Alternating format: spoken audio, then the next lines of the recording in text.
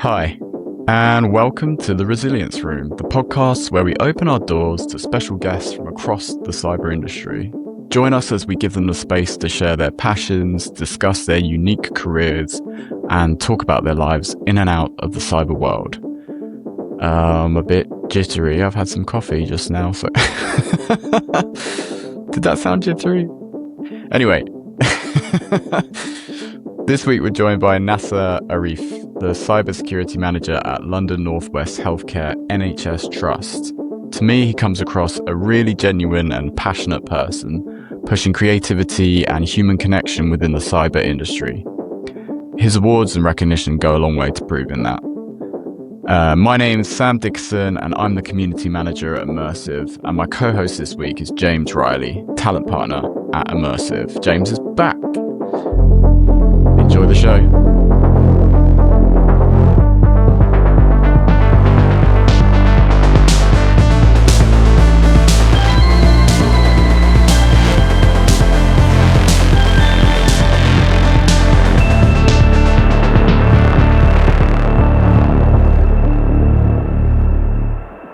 Great.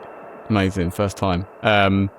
Welcome. And to start off with the first question we're going to ask everybody on this podcast, how did you get into cyber? Yeah, so I came from what I would see as a non-traditional route. So I didn't study IT or cybersecurity in university.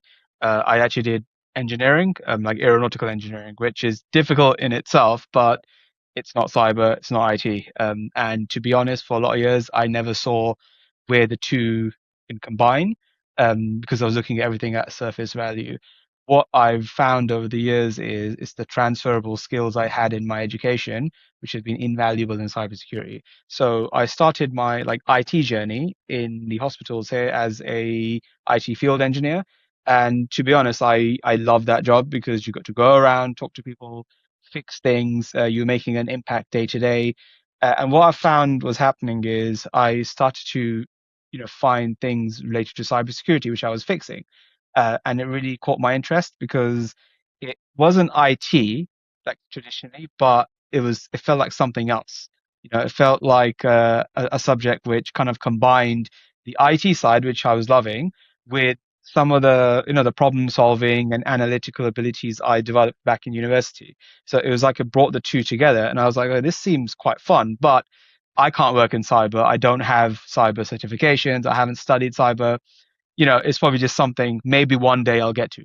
But what happened was the cybersecurity manager at the time noticed that I was, helping him out by fixing things here as an engineer. And he kind of said, why don't you try, spending some time with my team and just, helping us with these projects and doing this, doing that. And, like in between your other role, just kind of help out. And I'm like, okay, I'm not cyber, but fair enough.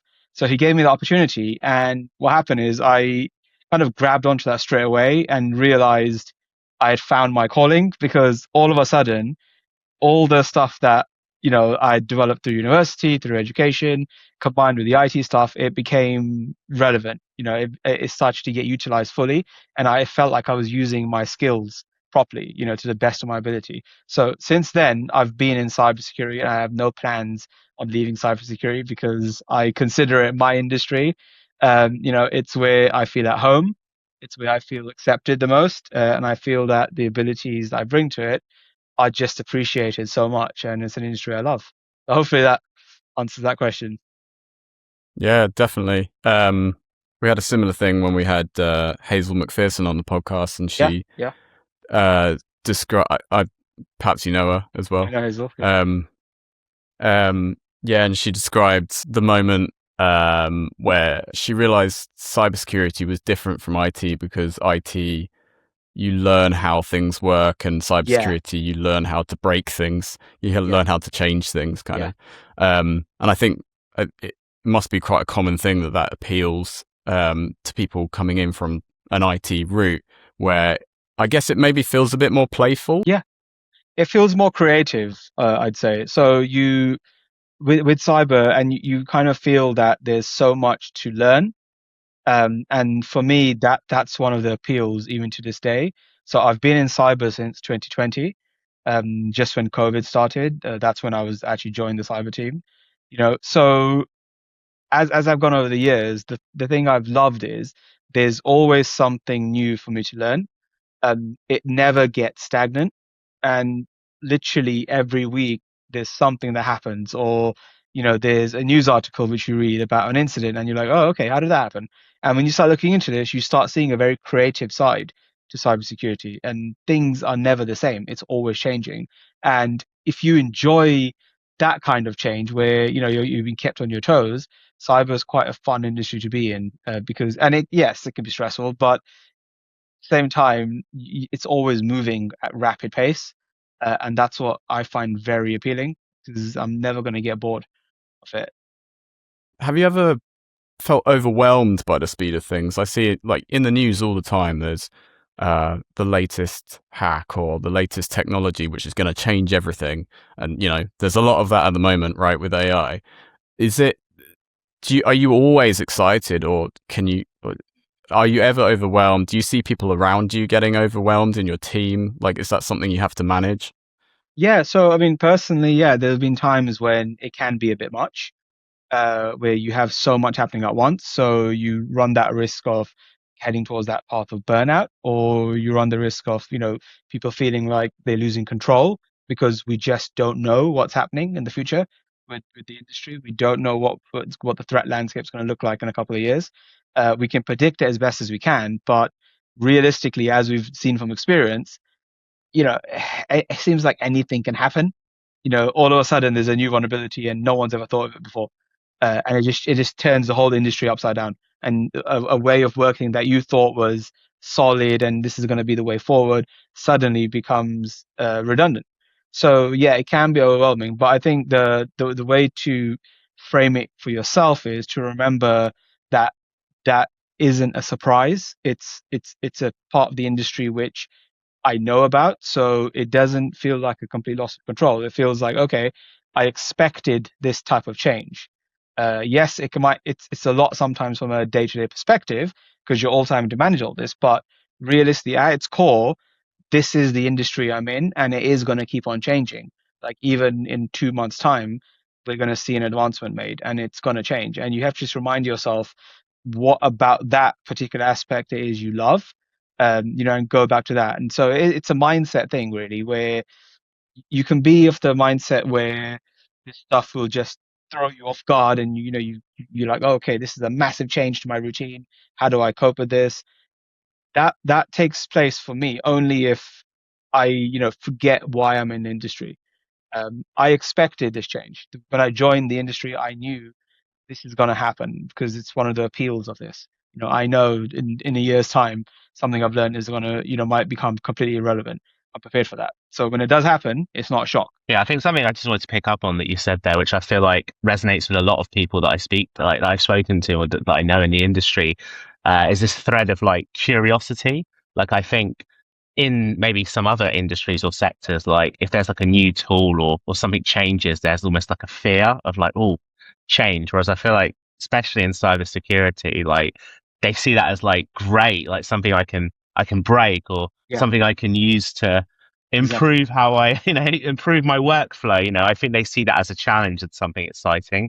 And I think, that's something that is, I love, like, I feel that way myself. Like I love challenge. And I think, yeah, it kind of comes with the territory, I think. It's like, I mean, I'm sure you're someone that appreciates upskilling and kind of potentially certificates and like learning new things. And I think in the world of cybersecurity, you're kind of forced into that upskilling all the Mm, time, right? yeah, You don't really have a choice but to be yeah, aware of the latest things happening, yeah. and how to protect an organization against it, and yeah, all the new technologies coming out. So um how much, I mean, to get onto the AI topic super early, it's almost like bringing up politics and religion at a dinner party. It's like, don't bring up AI. Don't bring up AI. Yeah, but, but I mean, are you fed up of talking about AI? Are you excited about AI? Like, what's your stance at the moment? it's a mixed bag really for me, where I've seen like firsthand the benefits it can bring. So especially in like the healthcare sector, there's a lot of benefits there. You've seen in the news where AI transcribe tools are being used in healthcare, where the benefit of that is it improves the relationship between clinician and patient. Whereas before you would have clinicians having to, make notes at the same time and build up a relationship with the patient. Now the focus has gone more on, okay, let's automate some of the tasks which can be automated using these tools, and the focus becomes on human connection instead. And I like that. Anything which, you know, brings us back to improving the human to human connection, that for me is a win. And if AI can help us do that, yeah, fine, perfect. From the other side, though, it's also reduce the barrier to entry for like threat actors, for example, because these AI tools, I mean, I've lost track of how many we have currently, in the cyber industry being used all the time. It has made it a lot easier for both sides, the good and bad side. On the good side, we can get more people interested in cybersecurity at rapid pace because all of a sudden you don't have to be a coder. You don't have to be this. You can use these tools to help you build your skills up quite fast. And some of these tools are absolutely brilliant. But again, just be wary of the negative side of this, that these tools can be abused as well.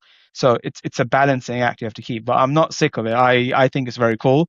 Um, Outside of work, like I've been my initial entry into like LLMs, for example, was to make memes, of myself. So, right.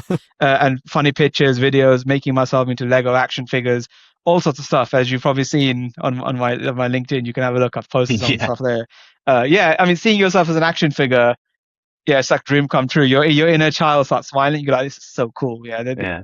So there, you can see, and then from there, and I'm also very wary what I'm uploading, of course, right? As long as you maintain control of what you're inputting into AI, that's, you have to make sure you have your own safeguards in place. But yeah, it can be a lot of fun. I don't think we should shy away from the technology.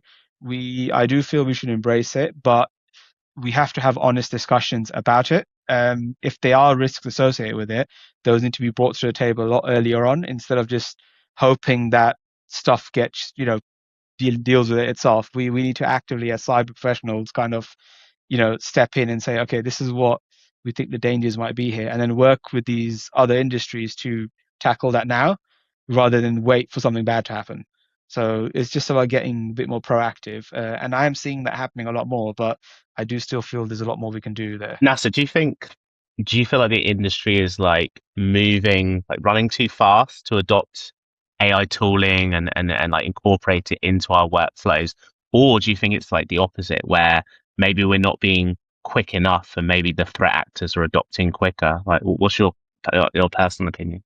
Yeah, and my personal opinion is that, yeah, threat actors are definitely adopting this a lot faster. That seems to have been the case for a long time, where the other side is just can embrace technology at a faster rate than the industry can.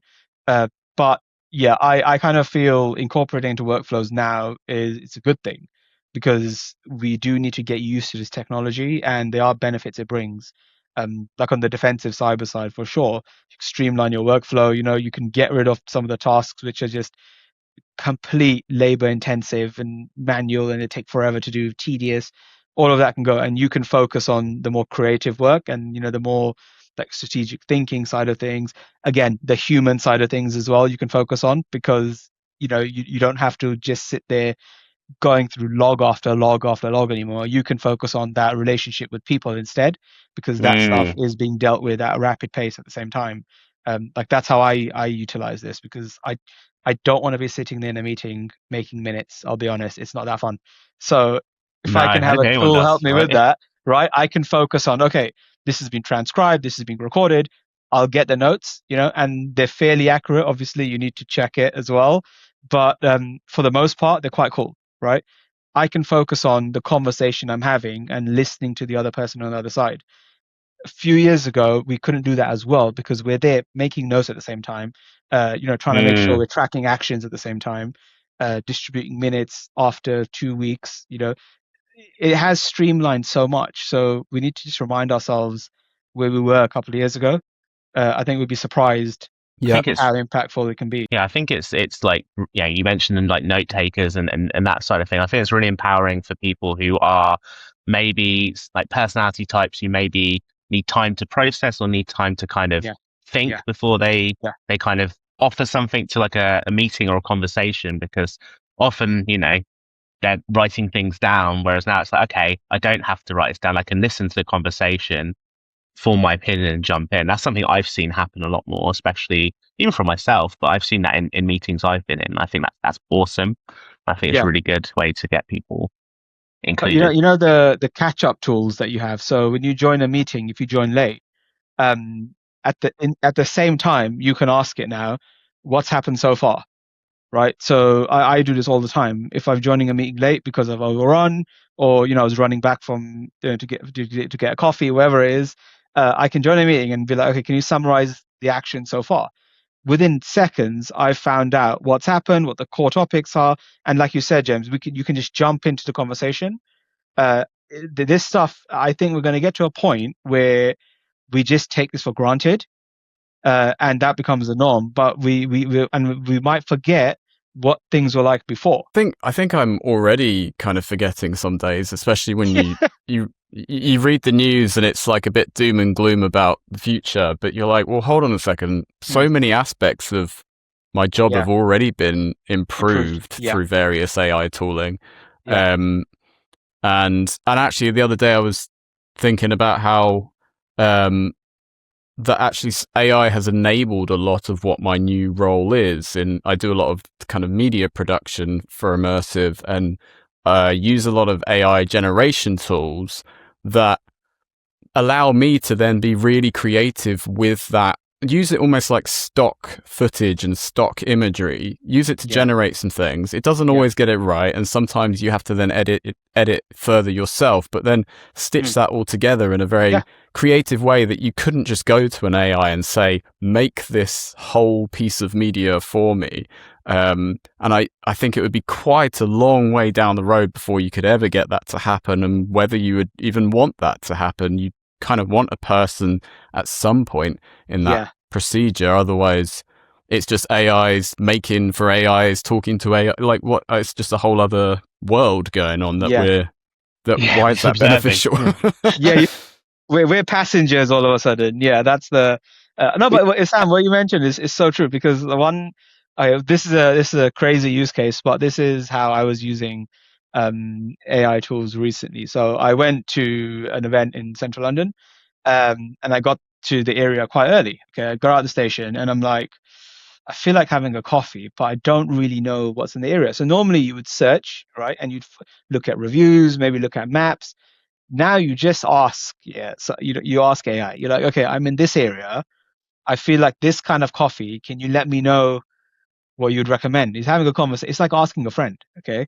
And it came back with like 5, 6 different options with pictures, with reviews, and then I'm like, which one has the best hygiene rating? And then it tells me, oh yeah, you want to go. It goes, oh, since you value cleanliness, Nasser, you might want to go to these ones. I'm like, okay, perfect. Which one's the closest? Then it tells you, here's the closest one. Shall I show you on the map? And I'm like, okay. And then it gave me a link to maps. Opened up and it told me where to walk. The use cases I use stuff for is ridiculous. But I didn't realize I was actually using this tool for this. I was just like getting used to it. And now I can't imagine a time when I'd manually be going through search results anymore, because I can't be asked. Yeah, it's so much easier to ask. It's crept into our personal lives, like you just described. Yeah. I guess it can't really creep into business, because that's where security flaws might be missed, or it's given access to a part of the data that it really shouldn't have access to. Exactly. And I wonder, in your role, are you kind of overseeing like the ingress of AI systems from a security perspective? Yeah, of course. So in the NHS as a whole, I mean, we do have systems which incorporate AI. So a lot of different trusts have different processes, but for the most part, we try to make sure they're compliant. So you make sure, where's the data going, who owns the data, is it learning from the data we have, how is that used? Is it kept separate from other customers' data? There's all kinds of questions we do ask the suppliers. But what we are seeing is en masse, there has to be a separation of personal AI, which is that day-to-day asking where a flat white can be found, to, like you said, the enterprise AI. It's a completely different game that you have to treat that one very seriously. There's no gray area there. It's whether it's compliant or not. There's no like, oh, maybe if we don't ask it this, it'll be fine. No, it's, if the tool is not approved for use in enterprise, do not use it for work. Straight up. There's no excuse for that. Especially in a healthcare environment, definitely not. Mm. If it's personal use in your free time, that's up to you. You're in control of that data. That's your data you're putting into there. So you take the decision whether or not you're happy with the tool knowing that you like flat whites, with vanilla syrup. That's up to you. But when it's dealing with other people's data, no, follow your organization policies strictly. And again, there's no Yeah. wiggle room there, because that is not your data. Like, for example, in the NHS environment, um, that's not your data to be putting into those platforms. So you have to take that very seriously. And we do across the NHS. The discussions I've had is it's about finding the right balance between making sure that we have accessible tools for NHS staff, which we do, like we have approved tools that they can use, versus, okay, what are you doing in your personal life? What I'm personally trying to find is, how can I teach my staff members in the hospitals about the potential dangers of AI, or how to use it effectively, just so they understand, how those behaviors in the personal life uh, link to what they're doing in their work. So it's a challenge, because these are still new tools. So yeah, that's what I'm working on. Mm. But as you can see, I do really enjoy talking about cyber and teaching people. So for me, it's kind of fun finding the best way to get the message across. But yeah, that's a work in progress. But yeah, as far as I can tell, AI in enterprise, you have to be careful. Don't just start using it. Talk to your IT department, find out who your cybersecurity team is, have a chat with them, see what's allowed, and go from there. I feel like that is such an important thing, like to remember, is that, like, you say it yourself, like, that's Yeah, not your data. Like, there's always, yeah, you get a new tool and everyone gets excited, yeah, yeah, and then it's like, well, hang on a minute, we need to have it always needs to be the guardrails of, yes, this is exciting, but we need to limit what what we yeah, disclose, or what we do, because exactly.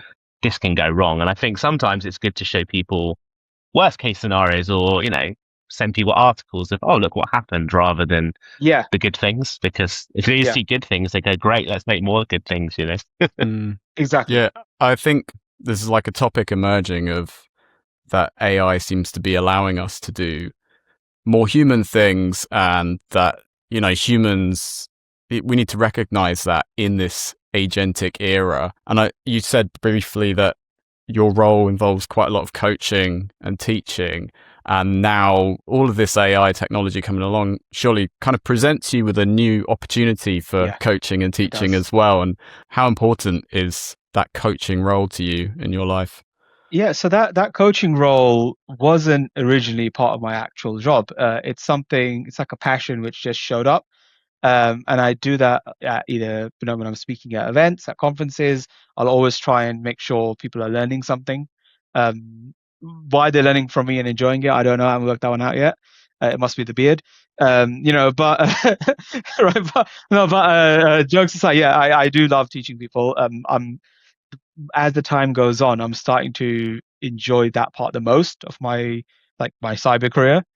It's probably the most fulfilling thing ever, to have someone literally make a change in front of your face to their digital Mm, workflow, which is going to keep them safe. Nothing tops that for me. Like I was teaching, I was doing some cyber awareness related talks at an event once, and people got their phones out and started changing settings on the app while I was talking and telling them about the dangers of not nice. using MFA, that kind of stuff. And when I saw this, yeah, it just fills you with joy, because firstly, that it shows someone's listening, which is always a nice feeling. But the second one is, it shows that we can, as cybersecurity, get across to people. People want to learn this stuff. And in terms of AI, what I'm working on now is to find a way to educate the wider workforce about what these tools are, how they can use it in their personal life, because that's where it becomes more relatable. And then the core behaviors that they are learning about AI, how would they work in a work environment, and where would those guardrails come in?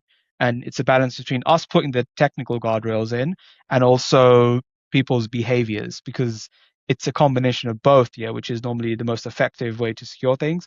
The human behavior I've seen comes first.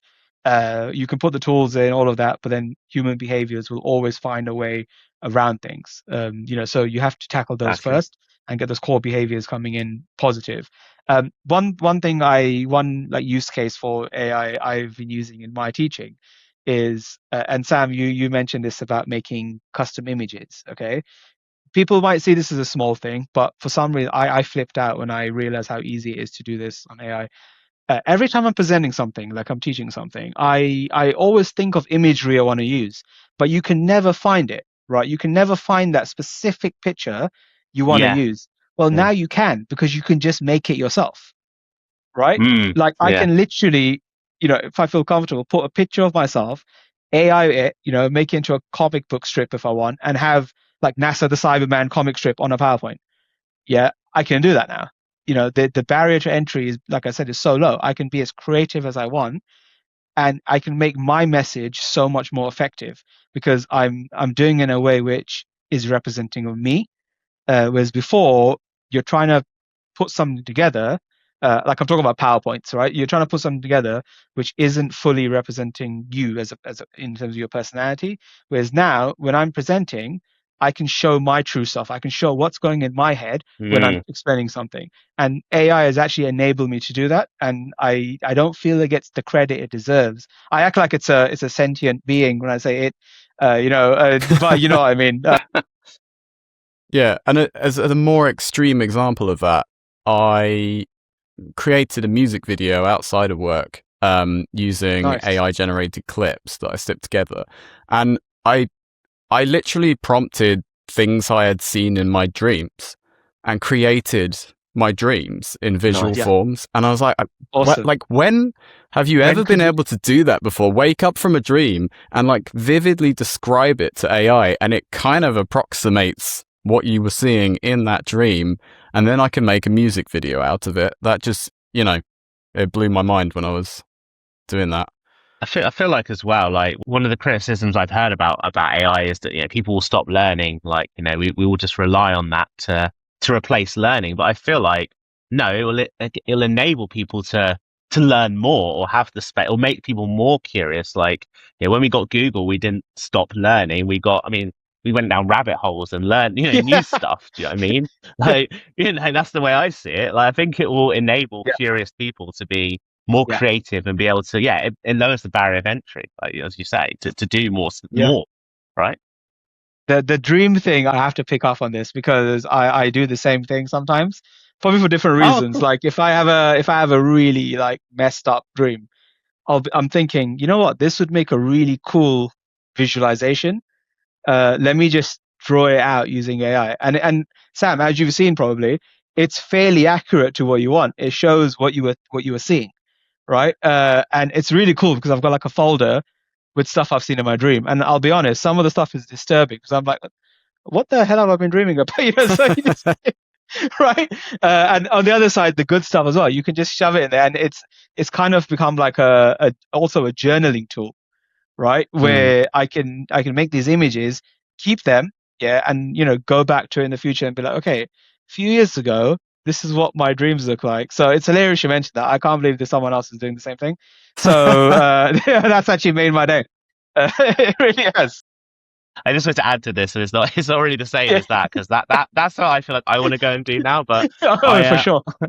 I randomly had a dream the other day that like a friend I haven't seen in 10 years showed up at my house and started trying to sell me crypto, and I was just like of all things, he was like, yeah, I've actually gone off to become a millionaire. And I was like, oh, that's really cool. And I woke up and I was like, that was incredibly realistic. Like I was literally, I could still see it now. Like I was like, did that happen? Like it was so real. Like just where have you been? Oh, I've just been investing in crypto. Well, now you So, can create an image or video of that and send it to that person That's and what be I like, was "This is thinking, my like, dream yeah. that I had." This is my And then he dream. messaged that person and said, yeah.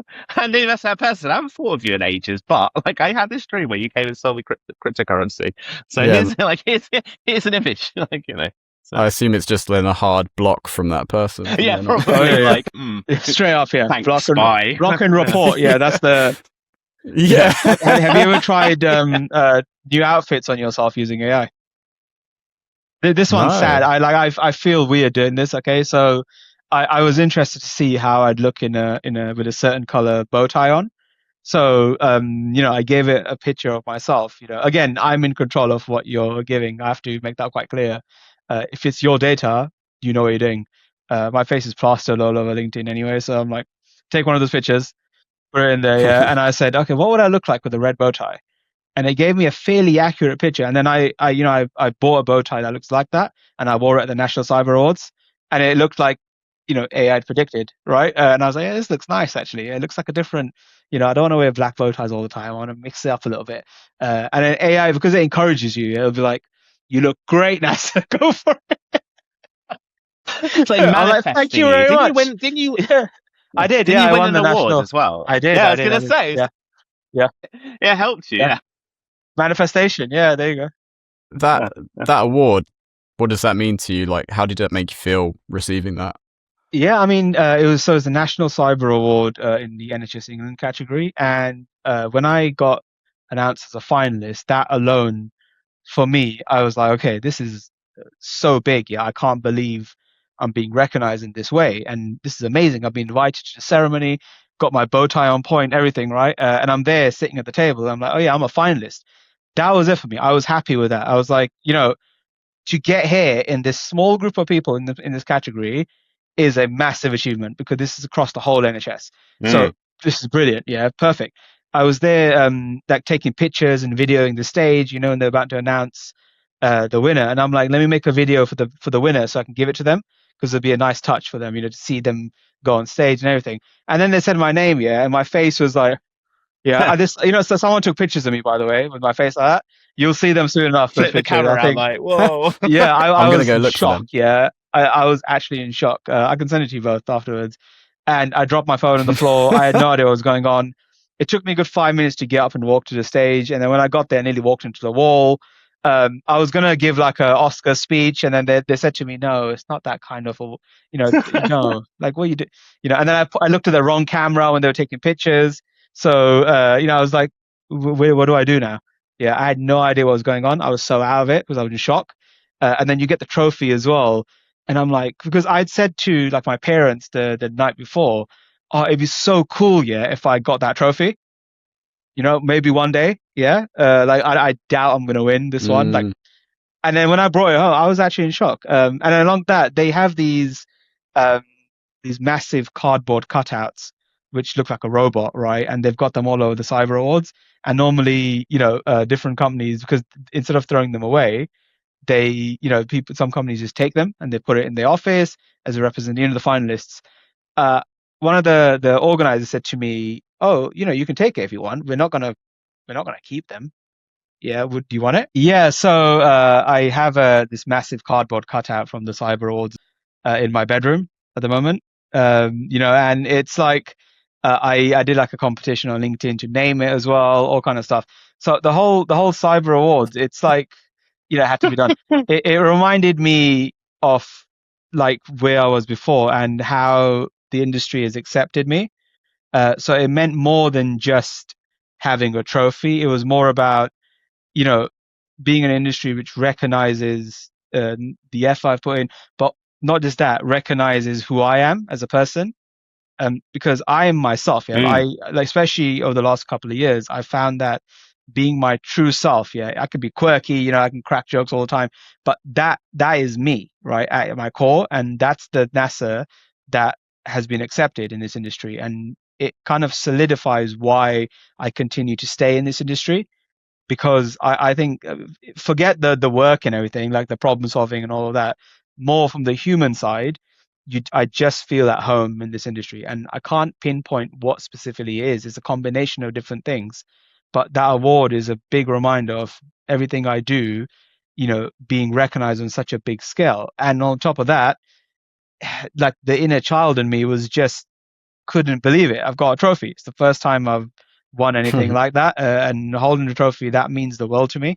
And it just reminds me the path I'm on, I need to continue and hopefully, inspire other people to do the same thing. I'm a judge at the National Cyber Awards this year, so I'm Wow. going to be the one on the other side, right, judging the entries, and there's going to be amazing entries, I'm sure. And it's a real privilege to be in a position where I can be the one giving someone else that gift and saying, look, here's Yeah. an award for your efforts. Keep going. Yeah, it's a very hard industry at times. It can be, like we mentioned, a lot of uncertainty.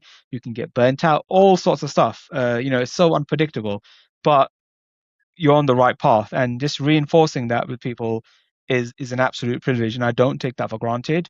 I never would have thought I'd be in that position to give back in the way I have been able to in this industry, whether it's speaking on stage, being in podcasts like this.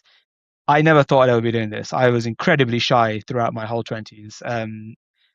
I never Yeah, I could was have going to ever ask, imagined. did you have a lot of imposter syndrome before? And I mean, I guess this award wipes away some of that Yeah. imposter syndrome, right? Yeah. I mean, with cyber, and I think, as you know, imposter syndrome is always going to be there in different forms.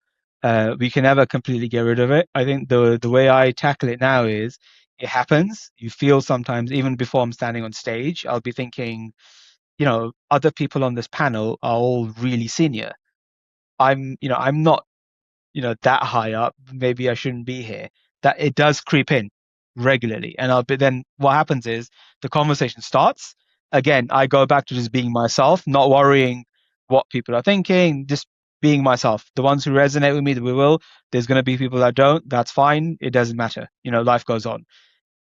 As I start doing that, the imposter syndrome quickly goes away because I'm not an imposter at being myself. I know who No. I am. I know how I am. I know how I'm coming across. So as long as you're remaining true to yourself, there's no need to fear stuff like imposter syndrome because you're not an imposter. Like in my case, I'm Nasser sitting on stage. I'm not cyber genius, cyber expert Nasser. No, I'm just Nasser who happens to work in cybersecurity and likes the field. That's the person talking on stage. It's not someone who's claiming to be a super AI expert. Like I get my coffee recommendations from AI. Trust me, there's a lot I don't know with AI. I can tell you that. But I'm actively learning it, and I'm not afraid to say that. I want to learn more about this because I think it's fascinating technology. So just being honest with yourself, being honest to who you are, imposter syndrome can't touch you then because who can say to you don't belong there when you're just being yourself, right? Yeah, I think that's such a good way of put. I haven't really heard it put a better way than that, to be honest. So I just processing that because I think one thing I'm really like passionate about is two things you mentioned there. Authenticity is one thing that I think is really key to success. Like I think the most successful people I know, you being one of them, are authentic. They're themselves. Like they'll tell you if they're not 100% on something, but but then they'll also, you know, be enthusiastic about what they do like. And I think, if you're, as you say, if you're being yourself, you're being the best you can be. And the thing I also think is interesting about being around people who are what you consider more senior is and make you feel not intentionally as an imposter, but they just, you just feel I personally, I kind of, that inspires me. Like, I think I want to be like them, or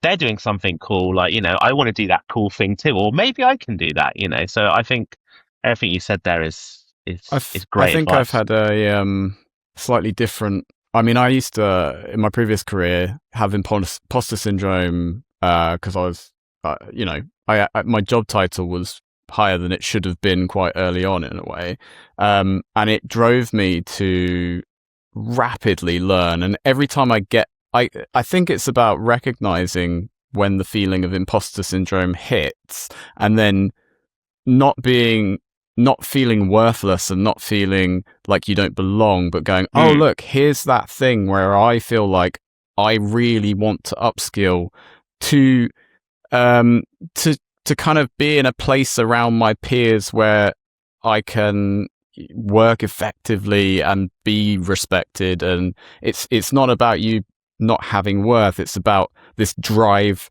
to increase your worth and increase your knowledge, and just framing it slightly differently, I think, when that imposter syndrome inevitably hits occasionally. Yeah, and it's human nature as well. Like I think we'll, no matter what, as much as we learn, we're always going to have those moments where we feel like, we don't. It's like not that we don't belong, but we don't know enough, right? And again, in cyber, it always goes back to that reminder for yourself that this is the way of the industry.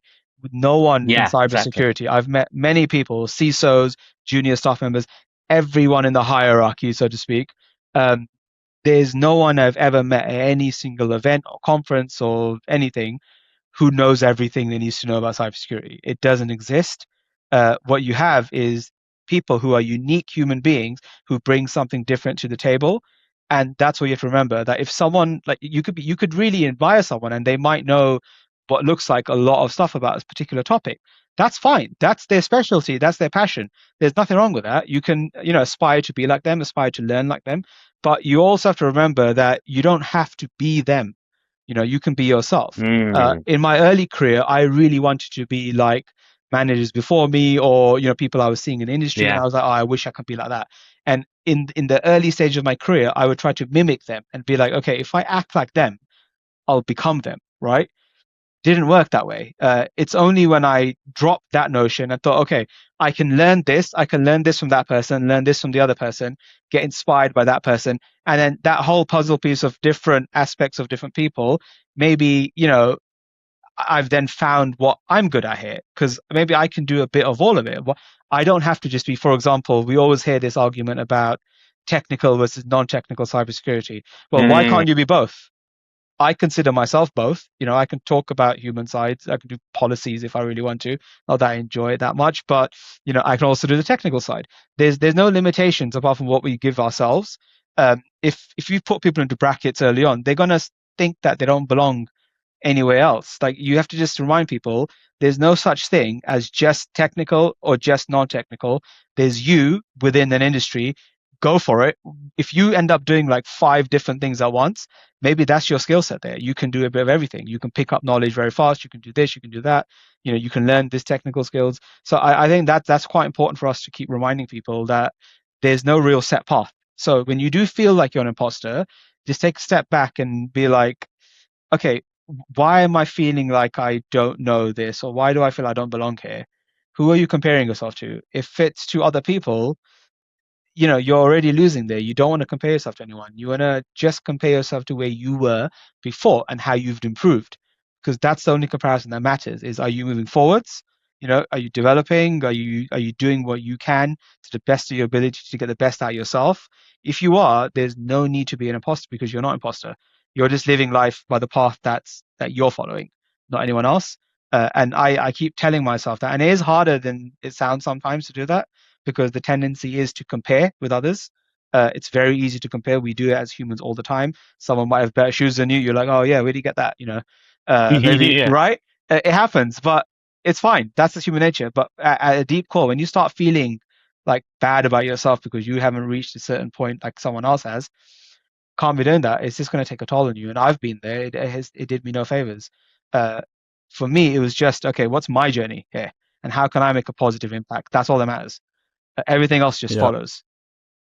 I feel like that is like, yeah, again, really well put. Like, but I feel like one of the things that you said that I just wanted to expand upon a little bit is that, like, being inspired by people but not wanting to be them, because 100%. I think, like, you can't be anyone else. The best person you can be is you, but you can improve yourself. Like, an analogy I like to use is that, like, you're you, but you can wear different clothes, right? You can put on the jacket of a CISO, or you can put on the shirt of like a SOC manager. You can put on these different parts of people you admire, and these different items of clothing of people. But in the core underneath, you're being you, but you're taking the best of others and using that to lift yourself up, rather than, I'm just going to imitate. Exactly. I'm going to, be like, I don't know. I don't know, I'm going to go and speak at a conference and speak about that subject because someone else did it. Like, you know, And it'll never come across as natural, because if you're like, I could look at someone could invite me to a conference and I'd be like, okay, what topic do I want to cover? And I just look on YouTube and say, oh, Yeah. this looks like it's getting a lot of interaction. Let me just Yeah. mimic that. It'll never work, because that's that person's doesn't. passion. That's that's them, right?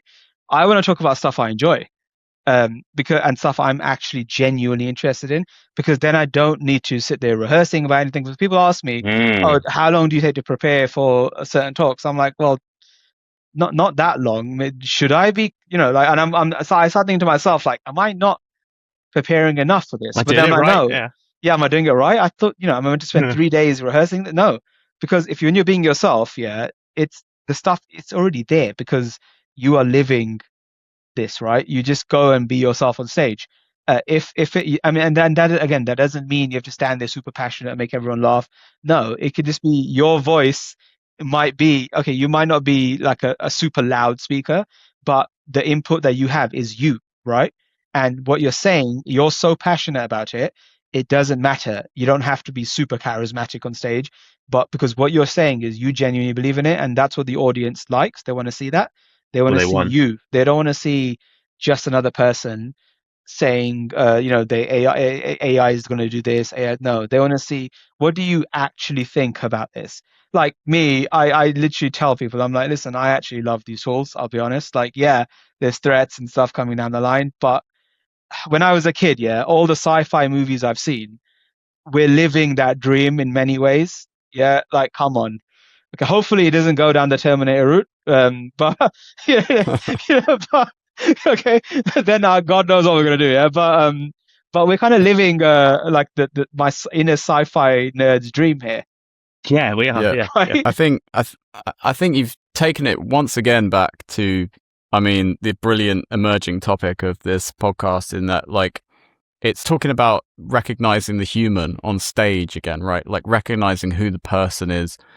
You can tell me the same information as the previous speaker, but like, who are you? How are you delivering it? How are you engaging? Exactly. Why am I'm gonna remember you, right? I'm not gonna remember an entire talk because of the facts alone. It has to be the person as well.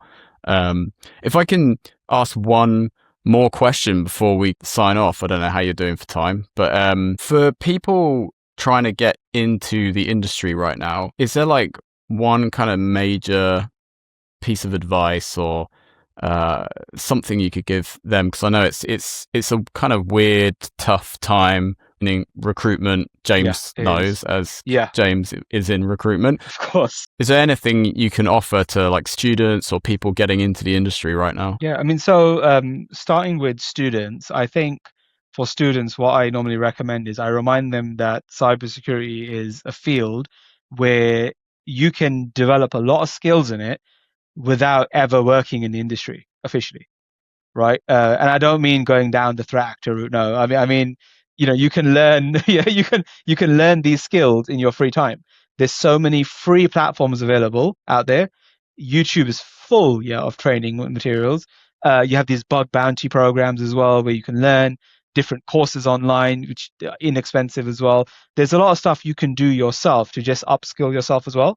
There are some free certifications if you want something for your CV as well. You can do, I would just go into that. You don't have to overinvest financially until you're in the industry, because then you can actually support yourself better in that way. You want to do things where you can at low cost, low time investment as well, some of them, and just practice and just see what you can do, in your own time, because that is the stuff that helps you stand out. Whether you're sitting playing with labs, or maybe you've read a couple of policies and you thought you have a better way of writing these and you have a different style of delivering these, go for it. Make some videos, put it out there. There's nothing stopping you. No one can stop you from having a voice, especially these days. Go online, go on YouTube, LinkedIn, any social media platform. Just post a video about your thoughts. If you think something can improve the way we're doing things in the industry, go for it. And then when it comes down to applying for roles, you've suddenly set yourself apart, because you're already passionate about something and you're already believing in something. You're not just doing this for a paycheck. Means more to you. This is about making a positive contribution to the industry. And there are people like myself, like James definitely, and Sam like yourself. I know both of you quite well. We value that a lot more because we value people a lot more. So go for it. Just do something and see what you can do. Network as well. Go and talk to people. Go to events. Go and communicate. There's no harm in asking people, oh, can I shadow you? Can I do this? Can you mentor me? There's nothing wrong with that. If someone has time to do that, they'll help you. Because cyber is a team sport. From the people in industry already, like if you're in the public sector, for example, or even private, find out who your cybersecurity teams are. Go and build a relationship with them. If you're interested in the field, trust me, we do not mind talking about why we like cybersecurity. As you can see, we can talk for days about our industry. So just approach them, find out why it is they're in cyber, like we're talking about today, and just see what it is they can do to help you. Because it could be you might not be able to work with them, but they might be able to mentor you. You'd be surprised. Like I have people in my trust who approach me all the time saying they want to join cyber, and yeah, recruitment might be tight at the moment, but it won't always be. There's going to be a time when things are a lot better, where we can recruit more people. So just reach out now though, and just find out about the industry as much as you can. There's a massive resource available. You have access to so many people. Go on LinkedIn, ask people, would you mind jumping on a half an hour call? I've got 2 or 3 calls this week where these are NHS employees who, they just want to talk about cyber with me and just kind of understand what the industry is about. I don't mind doing that because I have no idea the positive impact they're going to have if they end up joining the cyber industry. Imagine that this person who is from a completely different background gets inspired to join cyber, becomes a cybersecurity expert down the line, and is the person to finally find a way to defend against one of the biggest threats we have. Who knows, right? That one conversation can have that butterfly effect where it leads into someone making a massive innovation in the industry. And I'm not expecting anything back for that. Yeah, it's more, that's my, it's good enough for me to know I've had that impact on someone. That's enough. So well, it gives that's the advice gives I you give. purpose, Of course it does. Yeah. Yeah. There's a bigger purpose there. Yeah, for sure. So I would say, just reach out to people, try things yourself. You don't have to invest a lot of money in this. You can learn for free. Trust me, there's so much available there. I mean, I'm on an immersive a podcast there. Your platform literally has that capability as well. I think you guys offer like a free tier for students as well. Yeah, it was partly why I brought it up was because I was got my Cyber Million hat on. But that's that is it's a bunch of free blue team labs for people to try. If people search Cyber Million, then anyone can have a go and like learn some of the basics of defending, blue teaming. Jump onto the community as well, which I manage, and you can get advice on it. Yeah, chat to other people that have worked on Cyber Million. Network. We've got all sorts of people on the community. We've got from students to CISOs, pretty much. And reach out to people. It's great. When I first met James, I mean, we met at an event, and I had no idea where you were. Yeah, we did. We just kind of we just got along straight away. Because we were both just talking so much to each other, we drowned out like multiple people in the room, because we got like hyper fixated on ourselves, both of us, and we're just like back and forth, and we're like, have I found my soulmate here? Yeah, this is like he understands me, and because sometimes people can't keep up with our pace, we were just like. It was. I love that conversation though. Yeah, it was a pleasure. And then I found out afterwards he works so immersive. I'm like, oh, I know immersive. Of course. It's just you can't make this up. You will interact with people. You can't. You have no idea where in the future you're going to meet again, and you have to value that. Like Sam, I saw you at one event. I think it was like a combination event. It was a Dark Trace event in London, immersive offices, Dark Trace in London. Yeah. I met you there. Again, I didn't think I'd end up on a podcast with you later on, right? But it's because like you stand out as a person that I remember from that event just through I appreciate that. having great conversations. So it's but like you say, you never know. Like you say, the butterfly effect. It's chaos theory, right? Like you plant small seeds of change and. Exactly. You never know what garden is going to be growing in 100%. The future. I think that's what cyber is, right? Yeah, it's like it's the only industry I've been in where people are so gracious with both their time and their Yeah. knowledge. Yeah. Like I feel like most people, I say, you can approach no matter their level, ask them like a question, and they will inevitably give you some kind of answer. And I think that's not all industries, and I think that's why it's so good, and I think that's why the community and why it's so close knit, right? Because everyone is like, we all want to lift each other up. We all want to be better. We make each other better by sharing knowledge and enabling each other, because who knows where someone Yeah. could be. Like, Exactly you're that. a student one day, you're a senior It can stock analyst happen. the next. Trust me, So it can happen in an instant. And always, you never know, always. like literally you never know where you're going to end up in a year's time. God knows what all three of us are going to be doing, right? We don't know. I'm assuming good stuff, yeah, and we're staying on the good side, of course, yeah. But what in cyber we'll be doing, we don't know, because the industry could change so much, right? Yeah. And I'm sure. I'm gonna say. Yeah. Oh, sorry. I mean, No, go for that it, was just the perfect way to kind of round out the recording there. Go for it. We can continue chatting after recording if you want, but like I need to actually stop at some point. Yeah, I think, do need to go to another meeting. But yeah, I mean, it was great having you on, Nasser. So thank you very much. Thank you so anytime, much. Yeah. So who knows where we'll be next time we meet up? Be nice to get Nasser on the podcast in a year's time or so and see how that's all going. Thanks for joining us. We had a little bit of a delay and technical issue on the call, so if it sounds like I was laughing at the wrong time or or a bit weird at points, it was because of that.